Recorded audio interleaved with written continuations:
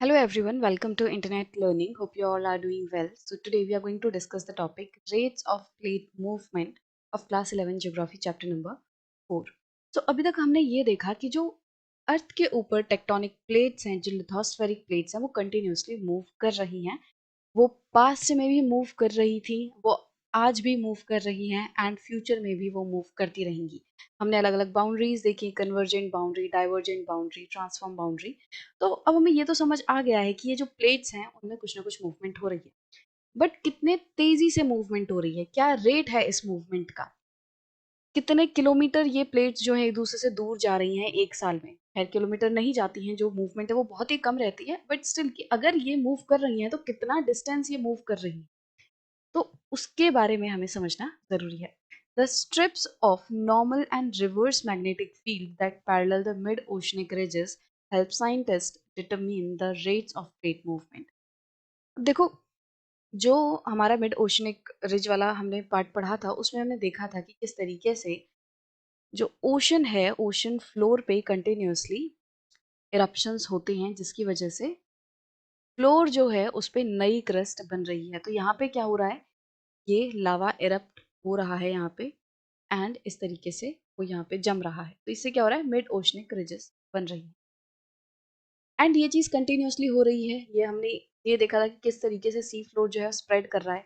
अब आज अगर मैंने रेड कलर से बनाया है, आज के जो इरप्शन है वो लेट्स से रेड कलर से है, तो आज से 10,000 साल पहले मान लो ये ग्रीन कलर वाला था, उससे भी पहले मान लो ब्लू कलर से यहाँ पे ये रॉक्स थी, इस तरीके से। तो अब यहाँ पे होगा क्या कि जैसे ये मैग्मा निकलता है और ठंडा होता है, तो जो मैग्मा है या जो लावा है उसमें कुछ मिनरल्स होते हैं जो कि अर्थ के मैग्नेटिक फील्ड से अलाइन करते हैं। मतलब हमारी अर्थ जो है, अर्थ के अंदर कुछ ऐसे इवेंट्स हो रहे हैं, कुछ ऐसा हो रहा है जिसकी वजह से अर्थ पे क्या हो रहा है, मैग्नेटिक फील्ड जनरेट हो रहा है। क्या हो रहा है, कैसे हो रहा है, वो इंपॉर्टेंट नहीं है फिलहाल। बस मेन बात ये है कि अर्थ के चारों तरफ मैग्नेटिक फील्ड जो है वो जनरेट हो रहा है इस तरीके से। जैसे जब करंट होता है, आपने अपनी साइंस में क्लास 10th में साइंस में पढ़ा होगा कि करंट के फ्लो करने की वजह से उसके चारों तरफ क्या होता है, मैग्नेटिक जो है जनरेट हो जाता है। जो अपने राइट हैंड थंब रूल अगर पढ़ा होगा, याद है, तो उसमें क्या होता है, मैग्नेटिक फील्ड किस तरीके से बनेगा उसके बारे में बात होती है। तो लेट्स से यहाँ पे क्या हो रहा है, नीचे से ये मैग्नेटिक फील्ड जो है वो निकल रहा है एंड ऊपर की तरफ जाके ये कन्वर्ज हो रहा है। यहाँ पे क्या हो रहा है, नीचे से निकल रहा है एंड ऊपर की तरफ ये जा रहा है। तो इसमें क्या होगा कि इसका जिधर से मैग्नेटिक फील्ड निकलता है उसे हम कहते हैं मैग्नेटिक नॉर्थ, उसे हम कहते हैं मैग्नेटिक नॉर्थ, जहां से मैग्नेटिक फील्ड निकल रहा है। ठीक है, एंड जिस तरफ कन्वर्ज हो रहा है उस पॉइंट को हम कहते हैं मैग्नेटिक साउथ। अब वैसे नॉर्मल आप अर्थ का जो जियोलॉजिकल नॉर्थ है वो तो ऊपर होगा ना। मतलब वैसे अगर हम बोलें कि नॉर्थ डायरेक्शन कहाँ है, नॉर्थ डायरेक्शन नॉर्मल ऊपर होगी, साउथ डायरेक्शन नीचे होगी। जैसे हम कहते हैं south pole and north pole, तो नॉर्थ पोल ऊपर की तरफ है एंड जो नॉर्थ पोल जो है ऊपर की तरफ है एंड साउथ पोल नीचे है। बट यहाँ पे हमें उल्टा दिखाई दे रहा है, ये क्यों है, मतलब अर्थ के जियोलॉजिकल नॉर्थ में अर्थ का मैग्नेटिक साउथ है। तो रीजन क्या है कि जो अर्थ का मैग्नेटिक फील्ड है वो नीचे से अर्थ के साउथ से निकल के ऊपर की तरफ जा रहा है, तो जहां से निकलता है उसको हम मैग्नेटिक नॉर्थ कहते हैं। अब देखो, जो जब ये मैग्मा निकलेगा, जब डाइवर्जेंट बाउंड्री पे ओशनिक रिजेस के वहां पे क्या होगा, मैग्मा नीचे से निकलेगा और वो ठंडा होगा। जब वो सॉलिडिफाई होगा तो उसमें जो मिनरल्स हैं उनमें कुछ आयरन कंटेंट होगा, कुछ ऐसे मिनरल्स होंगे जिनमें आयरन की प्रॉपर्टीज होंगी। वो जो मिनरल्स हैं वो अपने आप को अर्थ के इस मैग्नेटिक फील्ड से अलाइन कर लेंगे। मतलब कि अर्थ का अगर आज अगर अर्थ का मैग्नेटिक साउथ ऊपर है एंड मैग्नेटिक नॉर्थ नीचे है, तो उन रॉक्स का जो मिनरल जो मैग्नेटिक कंटेंट है उसमें भी क्या होगा, इसी तरीके से आपको पोलराइजेशन देखने मिलेगी। उनमें भी साउथ जो है ऊपर होगा एंड नॉर्थ जो है नीचे होगा। बट मान लो आज से 10,000 साल पहले जो है ये अपोजिट था। जो अर्थ का मैग्नेटिक फील्ड है वो क्या करता है, वो रिवर्स होता रहता है। लगभग 10,000 से लेकर 2 लाख साल के बीच में मैग्नेटिक फील्ड रिवर्स हो जाता है। उसके भी काफी कारण होते हैं जिसमें अभी हमें नहीं जाना है। तो यहाँ पे क्या होगा, अगर रिवर्स हो गया तो मान लो वो यहाँ से निकल रहा है, अब ऊपर से निकल रहा है एंड नीचे वो कन्वर्ज हो रहा है। तो जहां से निकलेगा उसको हम क्या बोलेंगे, नॉर्थ, मैग्नेटिक नॉर्थ, और जहां कन्वर्ज होगा मैग्नेटिक साउथ। ठीक है, तो अब अर्थ का जियोलॉजिकल नॉर्थ एंड अर्थ का मैग्नेटिक नॉर्थ दोनों एक तरफ हो गए। तो मान लो आज से 10,000 साल पहले जो मैग्नेटिक फील्ड है उसका नॉर्थ ऊपर ही था। तो उस टाइम पे जो मैग्मा सॉलिडिफाई हुआ होगा, लावा सॉलिडिफाई हुआ होगा, उसमें क्या हुआ होगा कि उसमें जब आप स्ट्रिप्स देखोगे जो अलाइन होता है मैग्नेटिक मटेरियल, उसकी अलाइनमेंट कैसी होगी, नॉर्थ ऊपर होगा साउथ नीचे होगा। तो जो रॉक्स इस टाइम पे ठंडी होंगी उनमें क्या होगा, आपको उनका ओरिएंटेशन कैसा दिखेगा, साउथ एंड नॉर्थ, इस तरीके से, साउथ ऊपर नॉर्थ नीचे। एंड जब अर्थ का मैग्नेटिक फील्ड ऊपर नॉर्थ होगा एंड नीचे साउथ होगा, तो उसमें रॉक जो है उनमें भी इसी तरीके का ओरिएंटेशन देखने मिलेगा। अर्थ मिनरल जो है रॉक में, जो आयरन कंटेंट है, उनका आपको मैग्नेटिक ओरिएंटेशन कैसा देखने मिलेगा, वो अर्थ के मैग्नेटिक फील्ड से अलाइन हो जाएगा। तो मैंने क्या बोला, पहला वाला जो है वो आज जैसा है, आज अर्थ का मैग्नेटिक नॉर्थ जो है वो नीचे है एंड मैग्नेटिक साउथ ऊपर है। और आज से लेट्स से एग्जांपल के तौर पे कि 10,000 साल पहले क्या था, अर्थ का मैग्नेटिक नॉर्थ जो है वो ऊपर था एंड मैग्नेटिक साउथ जो है वो नीचे था। तो ये ओल्ड है। अब आज वाले के साथ जो मैच कर रही है, जिन रॉक्स में आज वाली ओरिएंटेशन है, मतलब कि आज प्रेजेंट टाइम पे अगर मैग्नेटिक साउथ ऊपर है एंड मैग्नेटिक नॉर्थ नीचे है, तो इसको हम क्या बोलेंगे, नॉर्मल मैग्नेटिक फील्ड। एंड जब ये अपोजिट होगा, मतलब देखो आज अर्थ का अगेन जो मैग्नेटिक नॉर्थ है वो नीचे है एंड साउथ ऊपर है, बट ये जो रॉक्स मिलेंगी जिनमें अपोजिट होगा ओरिएंटेशन इसके, तो इसको हम क्या बोलेंगे, रिवर्स मैग्नेटिक फील्ड। ठीक है, जो नॉर्मल एंड रिवर्स हमने नाम दिया है वो आज से कंपेयर करके दिया है। अगर आज के मैग्नेटिक फील्ड से वो ओरिएंटेशन मैच कर रही है, जो रॉक है, जो हमें पत्थर मिले हैं, अगर उनमें ओरिएंटेशन आज के मैग्नेटिक फील्ड से मैच कर रही है तो हम उसे नॉर्मल मैग्नेटिक फील्ड कह देंगे। एंड अगर जो रॉक का मैग्नेटिक ओरिएंटेशन है, जो पोलराइजेशन है, अगर वो आज वाले से मैच नहीं कर रहा तो उसको हम रिवर्स मैग्नेटिक फील्ड कह देंगे। तो इससे हमें क्या पता चलता है कि अर्थ पे ये जब रॉक्स बनी थी तो उस टाइम पे अर्थ का मैग्नेटिक फील्ड कैसा था। अगर हम रॉक्स के इन स्ट्रिप्स को पढ़ेंगे, इन ये जो ओरिएंटेशन है इसको हम पढ़ेंगे, स्टडी करेंगे साइंटिस्ट, तो उससे क्या पता चलेगा कि जब ये रॉक्स बनी थी तो अर्थ का मैग्नेटिक फील्ड कुछ ऐसा था।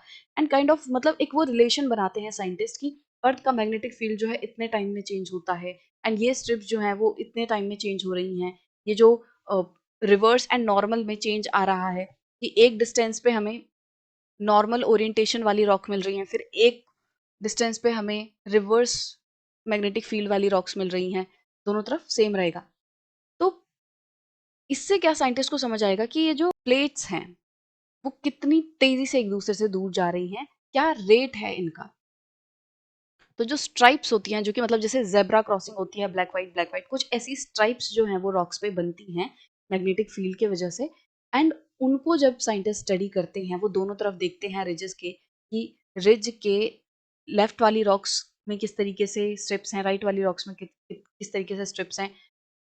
इनका डिस्टेंस देखते हैं कि रिज से 1,000 किलोमीटर दूर किस तरीके की रॉक दिख रही है, 2,000 किलोमीटर दूर किस तरीके की रॉक दिख रही है। तो उन सबको फिर वो स्टडी करके आइडिया लगाते हैं कि ये जो प्लेट्स हैं उनकी एज क्या है, किस तरीके से वो मूव कर रही हैं, उनका रेट क्या है। These rates very considerably. ये जो रेट है जिससे ये प्लेट्स मूव कर रही हैं वो पूरी अर्थ पे सेम नहीं है। मतलब ये बहुत ज़्यादा वेरी करता है, चेंज रहता है। कि जैसे कुछ प्लेट्स में आपको देखने मिलेगा कुछ प्लेट्स बहुत तेजी से मूव कर रही हैं, वहीं दूसरी प्लेट्स हैं जो कि तेजी से मूव नहीं कर रही हैं। So the Arctic ridge has the slowest rate, less than 2.5 centimetre per year. जो आर्कटिक रिज है, मतलब आपको आर्कटिक ओशन में जो प्लेट्स देखने मिलेंगी वहां पे जो मूवमेंट है वो बहुत ज्यादा नहीं है, वो स्लोएस्ट है। 2.5 सेंटीमीटर पर ईयर, इससे भी कम है।